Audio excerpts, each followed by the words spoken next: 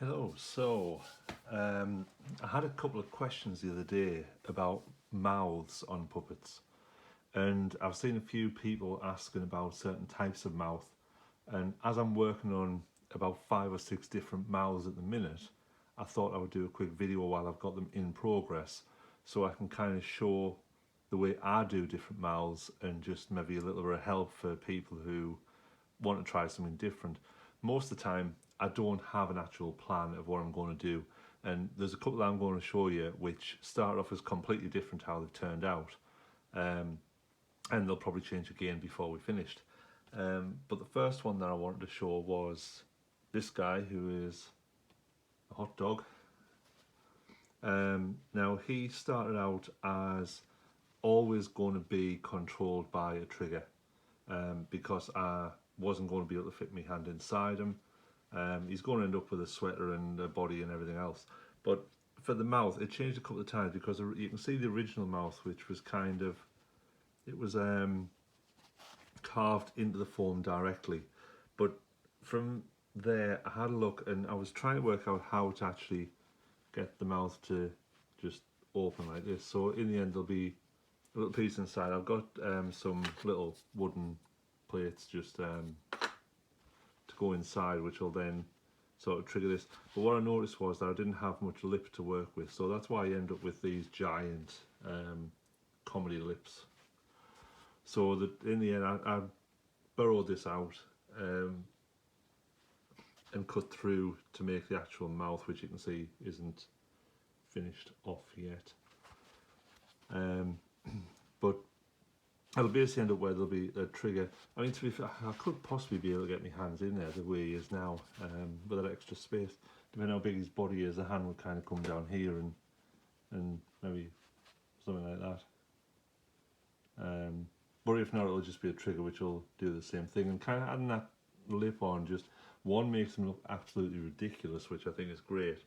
But it also just means there's a bit more leverage, and it's easy to see the mouth move, and the mouth moves with a lot more ease when you've got a bigger lip to work with. So always think about how it's going to look once it's done. Slightest movement and you can see that the mouth's open there, opening and closing. So that's one mouth. That's sort of a smaller mouth, and that's the one that's carved directly into the foam. That was just a block, just a standard block of foam that was cut and carved to create that whole thing. So that's one type of mouth, is a carved mouth like that. Another one which I have here is this. Actually it started off as a head. Actually, it was meant to be a head, so it was going to be sort of, that was the brow and the eyes and cheeks. But I decided that I want to do something different. I'll show you that one in a minute. But from then I thought I'll just make it into another puppet essentially. Now I've got this thing with my hand when I'm performing that I can't really, the grip that people use like that with a mouth doesn't really suit my hand. Anything that slightest bit of pressure I have to put on these fingers, and I end up the whole tendons in my arm seize up, and it takes about 5 minutes to unseize them. So I tend to have just a flat inside. I'm going to cover this with felt, but I have a flat inside of the head and try to put somewhere where there's not enough room for the hand to actually move. So I will put some kind of grip in there at some point. But what I want to actually do, when I'm first doing the mouth, I tend to use electrical tape because it doesn't make any noise. If you listen to that, there's some tapes you can use masking tape, and I've used masking tape before, but it tends to get a point where it kind of creaks a little bit, like kind of noise when you're doing it, or most tapes do that. But electrical tape is a good, even if it's just until you cover it or just to get a feel of what it is, but it also gives a very loose kind of hinge for that to run on. So I then put my hand in, it's got a very smooth and easy movement to it, which is great. I mean, I can bend my fingers up a little bit, but it doesn't, I haven't got any pressure on there at all. It's kind of just the mouth hangs open, and doesn't matter what, it's a very, very loose hand, and under there I've got kind of a little bit left just to tuck my thumb under, but again, something will come across here in the end. So that's kind of another thing. It's the electrical tape to actually hold that in place is great, because like I say, it doesn't make a sound when it's moving. and it's easily covered with felt or whatever you use it for the hands. So it just creates a great hinge, and I mean that's not going anywhere. That's pretty solid and stuck, and once it's felted over, that'll be fine. But the other thing I want to show on this one is the actual mouth itself. So for this one, I actually have two templates here, which ended up being this mouth. So the first one I have was actually just done off the shape itself. So before I put the bottom on, I just had the actual shape of the head. Now you'll notice that there's some bits of the foam stick out the side. Now the reason for that is originally that was the shape of the head, and that went in there like that. Now as you can see, the actual mouth plate ended up being a different shape, and it ended up being wider. But I kept this one for template because I like that shape, and now that I've seen it, I kind of really like this as a kind of base for a head. So I kept a template of the original head size, and what I found, if obviously you put a larger mouth plate in, then you kind of get these bits pushed out to the side, which before weren't pushed out. That was quite straight all the way down. So again, it just giving that extra bit on the mouth. I could take it out even further if I wanted.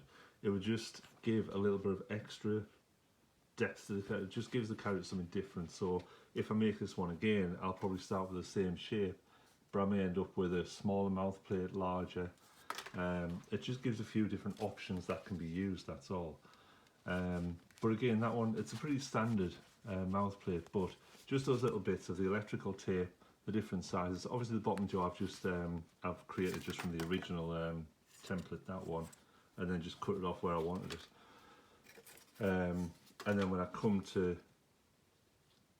cover this guy, I'll have fleece coming down, whatever it is that I take down to cover the gap there, which will partly use my hand as the neck. But he might be that way on, or he might be kind of that way on. I haven't quite decided. I don't really know what he's going to be yet. Just another one of those that I start with a bit of foam and just keep going until I have something that I'm happy with. So yes, that one's a pretty standard mouth.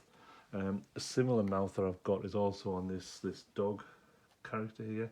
Now, this one actually started off as just a normal mouth plate. So as you can see, there's a gap there at the top, which will be getting filled in eventually. But it ended up as just a bog standard head. I haven't got one here, but just a bog standard round kind of head, which I then just built on the muzzle bit, and that's just stuck on around here.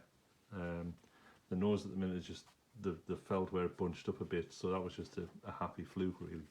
And then the jaw is quite loose again on this one, but in the back, as you can see again, like I was saying about hand grips, so I've kind of stuck that bit in so I can just literally slide my hand in under there, and it holds together without me having to really hold anything or bend anything.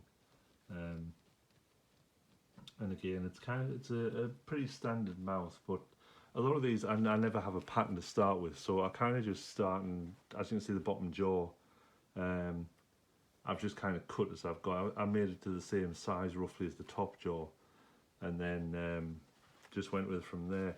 So at the minute all I've got is I've got a hole in the back to put my thumb in, which could change at some point. But as well, I actually poked a way through into here, and just see my finger coming through there, just because I needed something different to hold at the time. So it's kind of, I haven't quite decided, because basically my hand will start to slip out of there. So I kind of had to put it where I could get a decent grip of him. And again, I'm not quite sure where that jaw is going to sit, but it'll work itself out. They normally do. So that one again, it's another pretty standard mouth, that one. So then the other one that I've got is this character who has gone through quite a few changes in various ways, but it's another one that has a small mouth. Now this one again, I'm still undecided whether it's going to be operated by my hand or by some kind of trigger, just purely because at the minute there is not a lot of room at the bottom of it. Plus it's got a full length body, so it's kind of, I may end up with a trigger of some kind. But the mouth itself, so the head is made of just normal foam. It started off as a basic pattern, and I just changed it and adjusted it until I got the shape. The facial parts are just all foam, and then the fleece is actually glued to the foam. The bottom jaw itself is actually completely loose, and as you can see there, it was just a hollowed out piece of foam.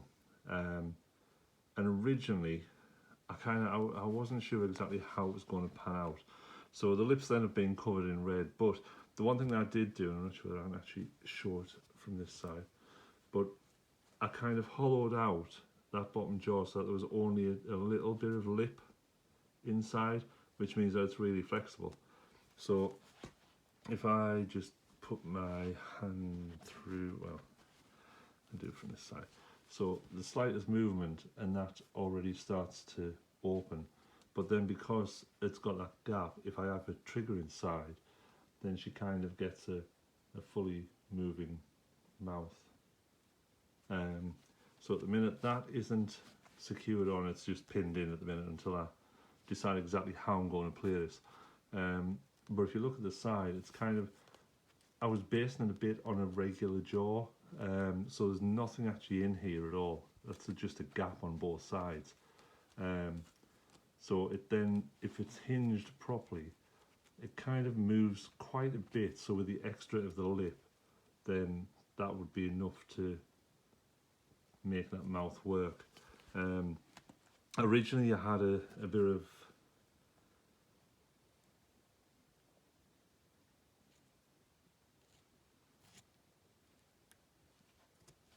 I have a bit of tubing in the back, which that was there purely because I thought of possibly pivoting it on the back of there so it would go in, and that back bit would just act as a pivot to move. I ended up with a piece of wood on, so that head's now entirely sealed and entirely separate on its own, because I then wondered about putting a spring in possibly so that it'll automatically pull back, and if it has a trigger, it'll just be a case of trigger down, spring up, trigger down, spring up, down, up, down, up, down, up, down, all that kind of thing. So it's kind of that one is one of the most detailed and intricate smaller mouths. And if I just take the lip template off, it's kind of underneath is literally just a cut in. It should have gone very gummy now, very gummy. Oh dear. So there's kind of that lip will go under there, and then it is just literally cut as far along as I would expect a mouth to be. So it's kind of push it in a bit, and it gives you that the basic shape that when it's all sealed in, that'll give you a small mouth. And as you can see again, it's kind of that works even without the lips, but the lips are a feature. But you can see better the amount of spring that's actually in that. The only thing I've got to obviously think about is how much it's going to wear over time, but that's why if it's got the spring back instantly, it's got the lips which will cover the dip if that appears. But the spring back of the trigger would probably be a good thing to help that. But I think that's another thing that you've got to think about when you're doing mouths in particular. It's how long you want the puppets to last and the longevity. I have puppets which I've been using that I've used for 10 years now, which the mouths are just essentially made out of foam board, core foam board like this, felt over the top. And I've got ones, the Eddie Lizard and David Parkinson Frost that I've been using now for about 10 years. And both of them have never had a mouth plate change. They're both still fine, there's no breaks in them. So it's kind of, something like that can last a long time, whereas something that you're physically squishing and moving the foam itself, a bit like this kind of thing, is probably likely to wear away a bit quicker, especially when you've got exposed foam like this one is. So it's all things to just work out. If it's a temporary puppet or if it's a puppet that you're going to be changing quite often, then that's fine. But it's just again something you think about what you're going to use it for, how long you're going to use it. This guy is the head for him is, it was a piece that I made probably about a year ago, and it was an online replica of a Fraggle head, I think it was, that I saw. So it's kind of it's got the basic Fraggle shape of the head, and I basically just made this, and I never did anything with it until a few months ago, and I kind of just came up with him. So the head's been around for quite a while, but again, he has a flexible mouth plate at the top, so it's actually just polyurethane foam on the top, so he's very, very squishy and can move quite a bit. The fleece is just tucked in and sealed in, and then his tongue sealed at the back but loose at the front, so it just has a bit of movement. The teeth on him are just, again, more hard foam, just drawn on with Sharpie. But he's quite a simple puppet in context of it, but again, the squishy mouth kind of gives him, he's got a hard base but a squishy top, so it's kind of, there is a lot of movement in that. But again, it's kind of, I don't know how long it'll last or what kind of wear it'll take, because he's the only one that I've made like that. So it's kind of, again, it's a one of those things that you go with what you need and what you have at the time. I've had puppets that have had rubber mouths, and one of the first ones I've made was actually made of cardboard, and it's terrible. He wasn't used because he was massively oversized compared to what he needed to be, and he kind of was probably my first prototype of anything. He's since gone on to make about 8 other puppets, because I broke them up and took them into various different forms. So even if you'd make something by mistake, eventually it'll come in useful for something. I got rid of the mouth, obviously, but the rest of it worked fine. Now this guy, I'm not sure I've got room to get him in. He was kind of, he gets a bad rap, this guy, because he gets to one of those things. Just going to move this back a little bit. He gets one of those raps where if I use him quite a bit on TikTok, just as a reaction, because he's got this great kind of, he gets a massive shocked look. So there's quite a few times that I use him for videos like that where he just literally looks shocked, and for TikTok that's the perfect kind of thing. But it's the amount who will come on and say something like Elmo's on crack or something like that, and I get the eyes are kind of round balls like Elmo's, and he's furry, but for a start he's pink, he's not red like Elmo is, and his mouth is more probably in line with the yop yop yop yop yop yop kind of characters. So it's kind of, again, he actually started out, this was going to be a replica Cookie Monster, so if I kind of put him that way, the mouth was kind of shaped to be Cookie Monster's mouth. But then I decided against that, and inside his head is literally, you can just see there's a little bit of foam that I put my thumb in from that side, and then this is just literally a sleeve that I put my hand up inside, so it's quite a free flowing mouth, and it's quite easy just to drop it down to get that kind of shocked look. But yeah, he gets a bad rap because, I mean, he's quite tall and skinny, has a very long neck, but the amount that compare him to Elmo is kind of, it's a bit like Eddie Lizard, who is orange.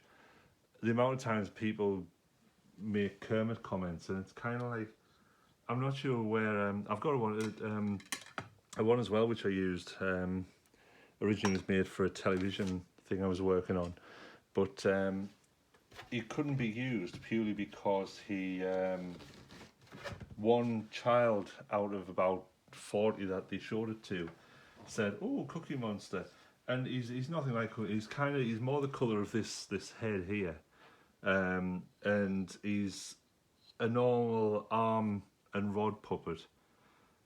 So he has nothing at all. His mouth's small. He's got blue folded in eyes, and he's just very little like Cookie Monster, and couldn't ever be mistaken for Cookie Monster. But it's kind of children and some of the time adults just seem to associate puppets with the nearest well-known puppet. But anyway, so this one, this is another version of it. It's a slightly smaller mouth, but it's also down. Now this one was the one that I couldn't quite decide when I was making him exactly how the mouth was going to go, because it's kind of, he's ended up where he's kind of a bit like that, where it's very downturned all the time, and he's got a very dour look about him. He acts as a ringmaster for a very dubious circus sometimes. He hasn't got a tongue yet. I don't know why. A lot of mine don't have tongues for some reason. I'm never quite sure why there is. But he kind of maybe is a bit of a Richard O'Brien kind of character, riff-raff and all that kind of thing. That kind of thing goes on. So he has a very downturned mouth because he's that. But another one, I originally think I kind of had him at sort of that angle, I think. So the nose wasn't there. The nose was kind of, I think, coming down here somewhere. So the mouth kind of opened in that kind of direction. And it kind of just, again, it kind of led, I think, to the pink one in a way, because it was a different kind of shape. So if you kind of forget that his nose is there and that, it's kind of, it's one of those things that there's never really right or wrong. I mean, to be fair, most of these patterns, and I always think you can turn them any way you want. You could turn them upside down, and it's almost like a pig snout. That would quite easily work if you kind of continued, even if you leave this big bit on here for the chin, it's kind of, that's a pretty much perfect snout.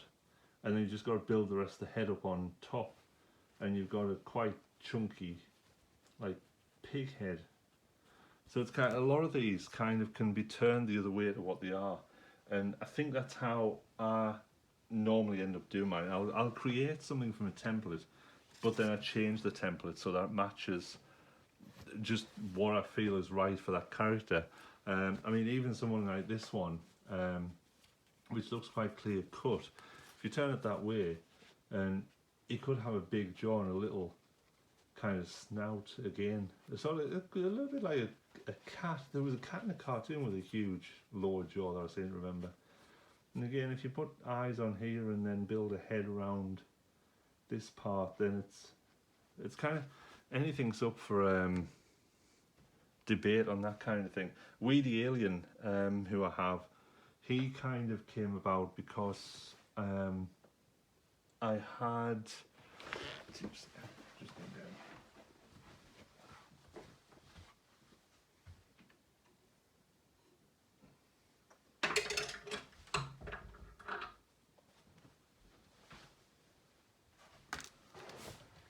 So Weedy originally started as a snout, and it was kind of, his head was effectively a snout. So if you imagine these as, instead of his eyes, if you imagine those as nostrils, and it's kind of, the rest of it would be built up here somewhere. And again, it's just, he had a kind of shape. I actually made the pattern for him. I think I don't know, I've got part of it here possibly. No, I don't think I have. But it was something similar to this. Oh, this could be it actually. Yeah, half snout. So that ended up being the actual pattern, which that made sort of half of this. So there's two of these to make up his full head. So it ended up being that half and put together. And it's kind of that, I mean, that's the kind of pattern that you sometimes end up with if you do patterns, which is why most of the time I tend not to, unless I find something I really, really like. I tend to just build them as I go. So I'll start with a basic pattern, and then I'll just cut bits out or add bits in, stretch them. I mean, this head here, you can see where I've kind of added bits in there, because originally that bit wasn't there, but then I decided I want to change the head slightly and elongate it and then bring it in at the back and that kind of thing. So that bit ended up being cut down and pulled out and added in. So it's kind of there's always changes. To me, the foam that's underneath doesn't really matter. As long as it's all secure, it's in place, and it's where it's meant to be by the time you finish. It doesn't matter what it looks like. It's covered by fleece and fur and whatever else you're using. Um, so it's like the inner workings of a car. You wouldn't base the appearance of your car on what the engine looks like. And it's the same kind of thing. It's sort of, as long as it does the job it's meant to do, then I'm perfectly fine with that, because, like I said, I've had no problems with any of that I've used. And I mean, some of these have now been used in upwards of like 300-400 videos over the last 6-7 years. So it's kind of it's one of those things that